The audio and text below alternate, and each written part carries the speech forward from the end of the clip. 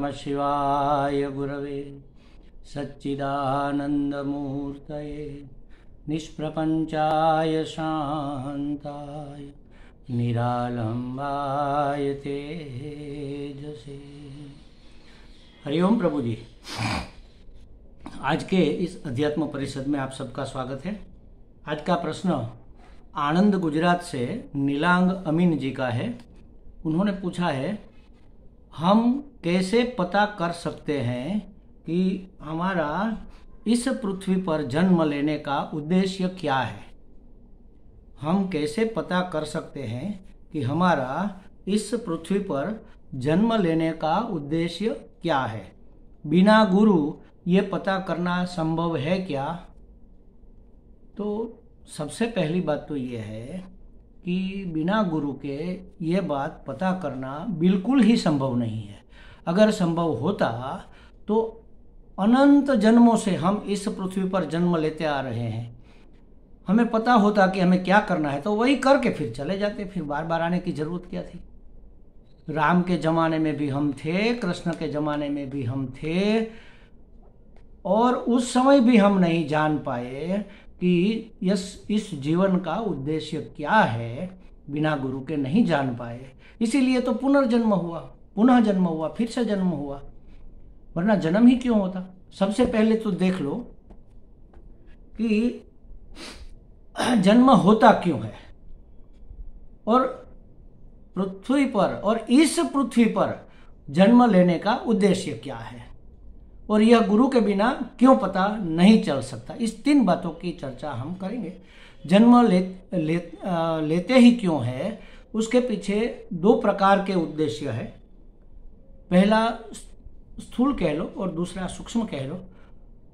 तो हम जन्म लेते ही क्यों है, अगर लेते हैं तो किसी मल्टी मिलियनर के घर क्यों नहीं लेते, या किसी संत महात्मा जैसे जो गृहस्थी है उसके वहाँ क्यों नहीं लेते। कोई स्लम एरिया में जन्म ले लेता है और कोई संपन्न परिवार में जन्म लेता है। ऐसा पक्षपात क्यों है? ये सब बातें हमें सोचने पर मजबूर करती है कि हमारा जन्म क्यों होता है और कहाँ किस कारण से होता है। तो जन्म लेने के स्थूल रूप में तीन कारण है। कारण तो एक ही है लेकिन उसके तीन पहलू है। एक तो हम देखो, इस जन्म में मनुष्य है तो हमने बहुत सी इच्छाएं की है। जैसे समझो कि सब लोग अमेरिका जा रहे हैं, भाई हमें भी जाना है, हम भी अमेरिका में जाएंगे, वहाँ रहेंगे, कितना मज़ा आएगा, कितना अच्छा देश है, कितने वहाँ पर पैसे हैं, कितनी सुविधा है, कितने भोग है, सब सुख भोग वहाँ पर जाकर करेंगे। सब लोग जाते हैं, हम भी जाएंगे, सब जाते हैं, हम भी जाएंगे, हम कुछ जुगाड़ करेंगे। ऐसा करते करते हम जा नहीं पाए और मर गए। समझ लो कि हमारी इच्छा अधूरी रह गई। तो भगवान तो इतने कृपालु है, इतने दयालु है, उसको तो कृपा के सिवा और कुछ करना आता ही नहीं। हमने जो इच्छा की, जैसे एक बालक की इच्छा उसके पिता पूरी करता है, वैसे हमारी हर एक इच्छा परमात्मा पूरी करता है। कब करता है और कहाँ कैसे करता है यह उसके ऊपर निर्भर है, यह उसके विवेक का काम है, हमारा काम नहीं है। तो जैसे हमने इच्छा की और इच्छा अधूरी रह गई तो उन्होंने टिक लगा दिया कि चलो इसकी ये इच्छा है, इसको पूरा करना है। कब करेंगे देखेंगे, चलो कौन से समय में इसकी अनुकूलता रहती है, ये फल पकता है इच्छा का, तब वह पूरी हो जाए। देखो, अगर हम ऐसी इच्छा करते करते मर गए, अमेरिका नहीं जा पाए, ये तो एक उदाहरण दे रहा हूँ, और हम गए भगवान के पास, ये पुराणों के अनुसार मैं कह रहा हूँ, और वहाँ चित्रकूट ने कहा कि भगवान ये जीव आया है, इसका क्या करना है। तो देख लो उसकी क्या इच्छा थी, उसकी इच्छा की पूर्ति जो हो जाए उस जगह उसका जन्म दे दो। तो उसने कहा भगवान इसकी इच्छा तो थी अमेरिका जाने की। तो भगवान ने कहा ठीक है, भेज दो अमेरिका।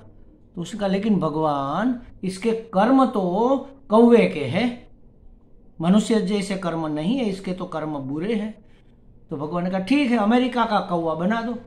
तो हमारी इच्छा अमेरिका में रहने जाने की पूरी भी हुई और हमारे कर्मों का फल भी मिला। मतलब ये हुआ कि हमारी इच्छा की पूर्ति के लिए और अपने कर्म के फलों के भोग के लिए हमें जन्म लेना पड़ता है। और कहाँ क्यों कैसे जन्म मिलेगा, इसका हिसाब ऋणानुबंध से लगता है। ये तीसरा कारण, जैसे हमको किसी ने बहुत सहायता की बिना कोई स्वार्थ के, तो उसका ऋण हमारे ऊपर चढ़ गया, तो उसका ऋण चुकाने के लिए हम उसके नज़दीक आसपास में कहीं ऐसी जगह जन्म लेंगे जिससे कि हम उसका ऋण चुका सके, हम उसकी सेवा कर सके, उसकी सहायता कर सके, ऐसी जगह। और किसी ने हमें बहुत दुख दिया या तो हमने किसी को बहुत दुख दिया बिना कारण, बिना वजह, हमारी ईर्ष्यावश या द्वेषवश या किसी भी कारण से, तो वो बदला चुकाने के लिए फिर से वो हमारे आसपास कहीं जन्म लेगा और हमें दुखी करेगा। ये ऋणानुबंध है। जैसे माता पिता का और बच्चे का रिश्ता ऋणानुबंध होता है, पड़ोसी का रिश्ता ऋणानुबंध होता है, गुरु शिष्य मतलब स्कूल वाले टीचर और विद्यार्थी का ऋणानुबंध होता है। जो हमारे संपर्क में आते हैं और उनके लिए हम जो भी कुछ करते हैं या वो हमारे लिए जो भी कुछ करते हैं, वह लिया हुआ लोन का हफ्ता, क्या कहते हैं उसको, उसका पेमेंट हम कर रहे हैं, मतलब ऋण हो रहे हैं, ऋणानुबंध का ऋण है वह चुका रहे। तो 3 कारण हो गए। एक तो हमारी इच्छा, अधूरी इच्छा की पूर्ति के लिए, हमारे कर्मों के योग्य फल भोगने के लिए, और हमारे ऋण को ऋण करने के लिए हमारा किसी जगह जन्म होता है। ये तो हुई बात। अगर हमारे मन में कोई कामना ही नहीं है, कोई इच्छा ही नहीं है, तो फिर जन्म क्यों होगा भाई? जन्म होगा ही क्यों? कामना की पूर्ति के लिए होता है। तो कामना ही नहीं है, कुछ चाहिए नहीं, कोई अपेक्षा नहीं, तो जन्म नहीं होगा। तो जन्म न होने का क्या मतलब है? मतलब मुक्ति है। तो भगवान इस पृथ्वी पर, इस माने भारत की भूमि पर, खास करके भारत के उत्तर के विभाग में जन्म, ऐसा माना जाता है, मैं नहीं कहता, ऐसा लोग कहते हैं, शायद पुराणों में भी कहीं लिखा है, भारत के गुजरात से लेकर उत्तर के विभाग में जिसका जन्म मिला वह बहुत ही पुण्यशाली है।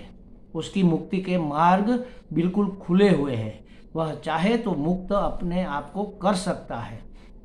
तो इस भूमि पर, इस पृथ्वी पर हमारा जन्म क्यों हुआ? मुक्त होने के लिए। देखो, भगवान तो चाहते हैं कि मेरा हर बच्चा अपना ज्ञान प्राप्त करके, जीव क्या है, जगत क्या है, जगदीश क्या है, यह ज्ञान प्राप्त करके निष्काम हो जाए, शांत हो जाए, प्रसन्न हो जाए और मुक्त हो जाए। जैसे मैं कभी कभी उदाहरण देता हूँ कि एक कुम्हार है, मटका पकाते हैं, किसी ने देखा भी होगा। तो क्या करता है वो? पहले कच्ची मिट्टी का मटका बनाता है, बहुत सारे मटके बना दिए, फिर धूप में नहीं, छाँव में वो उसको सुखाएगा। सुखाकर वो थोड़ा सूख गया, फिर उसको पकाने के लिए क्या करता है कि उसको लकड़ी बिछाता है, बहुत सारी लकड़ियाँ बिछाता है, उसके ऊपर घास बिछाता है, और घास के ऊपर फिर मटका रखता है, मटके के ऊपर फिर घास रखता है, और फिर इस घास के ऊपर लकड़ियाँ रखता है। अगर सीधा लकड़ी रखेगा तो कच्चा घड़ा है, टूट जाएगा, इसलिए पहले घास का लेयर, इसके ऊपर लकड़ी, इसके ऊपर फिर से घास का लेयर, इसके ऊपर फिर मटका, फिर घास, फिर लकड़ी, फिर घास, फिर मटका, ऐसा करते करते पूरा ढेर करता है। उस ढेर को चारों ओर से मिट्टी से लेप देता है, उसको बंद कर देता है, लेकिन बीच बीच में थोड़े थोड़े होल रखता है, कहीं कहीं 4-5 जगह बड़े इतने इतने से होल रखता है। क्यों? क्योंकि उसमें अगर वो आग लगाएगा तो आग की ज्वाला को निकलने के लिए, धुआं निकलने के लिए, उसको ऑक्सीजन मिलने के लिए विंडो चाहिए। तो जो छोटे छोटे इतने इतने छोटे होल रखे हैं, और फिर वो आग लगाता है, और एक लकड़ी का टुकड़ा अच्छा वाला लेकर वो घूमता रहता है, उसके आसपास देखता रहता है। जैसे आग लगती है तो सबसे पहले क्या जलेगा? वो घास जलेगा, और घास जलेगा, लकड़ी तो बाद में जलेगी, और वो लंबा समय तक जलेगी, घास तो जल्दी जल जाएगा। तो फिर वो सब घास जल गया तो नीचे बैठता है, पूरा ढेर नीचे बैठता है। नीचे बैठता है तो वो जो होल रखा हुआ है ना, वहाँ से कोई ना कोई मटका थोड़ा बहुत बाहर निकल आता है। अगर वह बाहर रह गया तो वह कच्चा रह जाएगा। इसलिए कुम्हार क्या करता है कि एक लकड़ी का टुकड़ा लेकर घूमता रहता है और देखता है कोई मटका बाहर निकला तो धीरे से धक्का देकर उसको फिर से अंदर डाल देता है। एक भी मटका बिना पकाए कुम्हार छोड़ता नहीं है। बस इसी तरह भगवान भी हमें पका रहे हैं, और पक कर जब हम पक्के हो जाएंगे, मतलब कि हम निष्प्रही हो जाएंगे, निष्काम हो जाएंगे, तो हमारा मोक्ष हो जाएगा। हमें पकाते, चाहे इस जन्म में पको, चाहे 1000 जन्मों के बाद पको, वो पकाए बिना छोड़ेगा नहीं। तो पक कर मुक्त होने के लिए, पक माने परिपक्व होकर, इमोशनल मैच्योरिटी प्राप्त करके, फिजिकल मैच्योरिटी तो कुदरती हिसाब से मिलती रहती है, अपने आप बचपन से जवान हो गए, लेकिन इमोशनल मैच्योरिटी हमें गेन करनी होती है। तो ऐसी मैच्योरिटी प्राप्त करके अपने लक्ष्य का पता चलाने के लिए और लक्ष्य की प्राप्ति के लिए भगवान हमें पकाता है। अच्छा, लक्ष्य क्या है, कैसे पता चलेगा? थोड़ा विचार करना चाहिए। हमारे शास्त्रों में कहा है, परीक्ष लोकान कर्मचितान। अब तक हमने जो किया, क्यों हम दौड़ धूप कर रहे हैं भाई? हर एक व्यक्ति कुछ ना कुछ कर रहा है, किस लिए? आनंद की प्राप्ति के लिए। कैसा आनंद? जो आवे फिर कभी जावे नहीं, और दुख ऐसा जाए दुम दबाकर भागे कि वापस मुड़कर आए नहीं। अगर कहीं बाहर से आनंद लेना होता तो कब तक हम लेते? वो कभी तो खत्म होता, या तो हमारी लेने की क्षमता खत्म होती। आनंद अपना ही होना चाहिए, अपने अंदर से प्रकट होने वाले आनंद को ही अखंड आनंद, एक रस आनंद हम कह सकते हैं।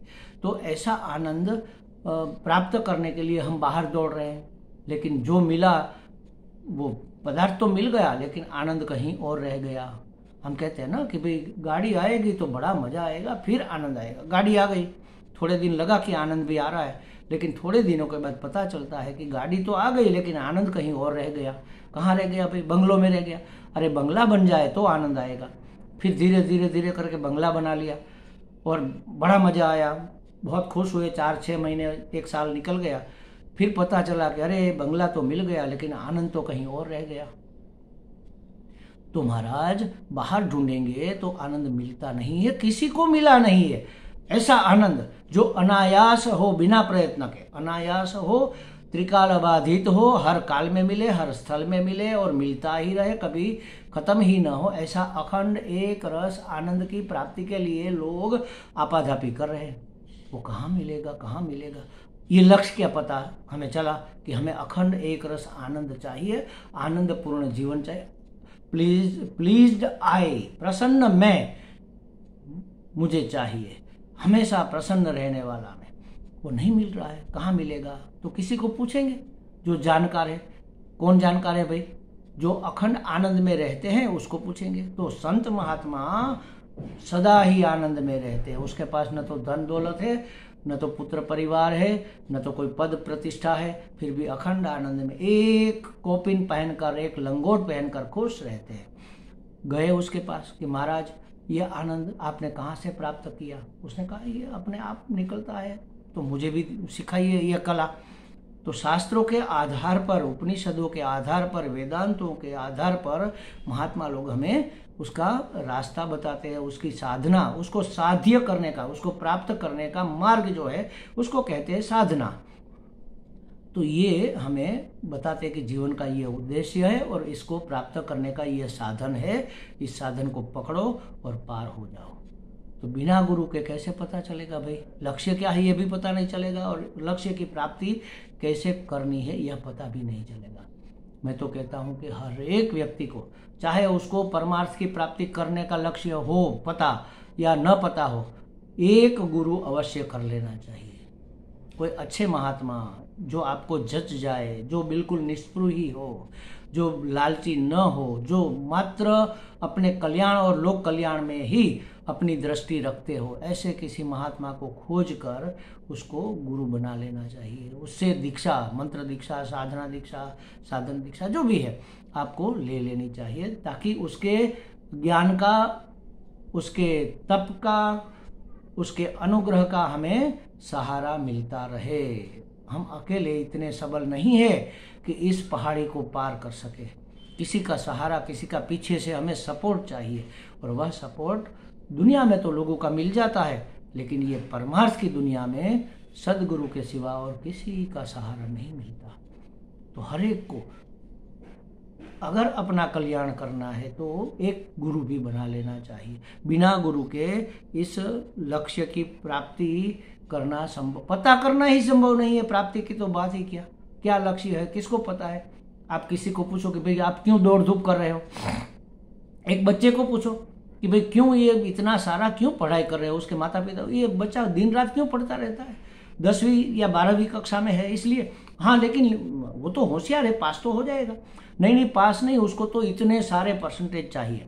क्यों भाई इतने सारे परसेंटेज चाहिए, उसको मेडिकल में एडमिशन लेना है, डॉक्टर बनना है। मेडिकल में क्यों एडमिशन लेना है, डॉक्टर क्यों बनना है, ताकि वह बहुत पैसे कमा सके, अपना हॉस्पिटल बनाकर। डॉक्टर की तो इनकम बहुत अच्छी होती है, तो बहुत सारे पैसे बना सके, प्रतिष्ठा भी मिल जाए, पद प्रतिष्ठा और पैसा तीनों मिल जाएगा। तो फिर क्या होगा, क्यों ये चाहिए उसे, ताकि उसको एक अच्छी सी बहू मिले, अच्छी सी लड़की, अच्छे परिवार में उसका संबंध हो, फिर वो शादी करे, फिर बच्चे पैदा हो, अच्छे बच्चे हो, फिर आराम से जिंदगी काटे। तो आराम ही तो चाहिए ना, आराम माने सुख, माने आनंद, अखंड आनंद। अंत में तो जो कोई भी कुछ भी कर रहा है आराम के लिए, आनंद के लिए, संतोष के लिए, परितोष के लिए ही तो कर रहा है। लेकिन किसी को, और वह आनंद कैसा आनंद चाहिए ये भी किसी ने सोचा नहीं। जो आवे लेकिन जावे नहीं, अखंड एक रस आनंद चाहिए। कहाँ मिलेगा ये भी पता नहीं, क्या चाहिए यह पता नहीं, कैसा चाहिए यह पता नहीं, कहाँ मिलेगा यह पता नहीं, और वहां तक कैसे पहुंचा जाए यह भी पता नहीं। तो इन सब बातों का पता करने के लिए किसी एक ज्ञानी पुरुष की हमारे जीवन में होना बहुत ही आवश्यक है। इसलिए गुरु अनिवार्य है, उसके बगैर तो ये उद्देश्य का पता भी नहीं चलेगा। उद्देश्य क्या है यह पता नहीं चलेगा, वह उद्देश्य कैसा होना चाहिए यह भी पता नहीं चलेगा, वहाँ जाने का मार्ग क्या है, साधन क्या है यह भी पता नहीं चलेगा, और कैसे जाया जाए, क्या रीति है उसकी यह भी पता नहीं चलेगा। तो जीवन का उद्देश्य तो अखंड आनंद, अखंड एक रस आनंद की प्राप्ति करना है, मतलब कि मुक्त होना। इसी को मुक्ति कहते हैं, इसी को मोक्ष कहते हैं। समस्याओं से मुक्त, दुखों से मुक्त, पराधीनता से मुक्त, भय से मुक्त, मृत्यु के भय से भी मुक्त, और अखंड एक रस आनंद में अवस्थित होना, यही हमारे जीवन का लक्ष्य है। इसी का नाम तो मोक्ष है, इसी का नाम तो परम की प्राप्ति है, इसी का नाम तो परमात्मा प्राप्ति है। तो हमें लगता है नीलांग जी को कुछ स्पष्टता हो गई होगी। हरि ओम।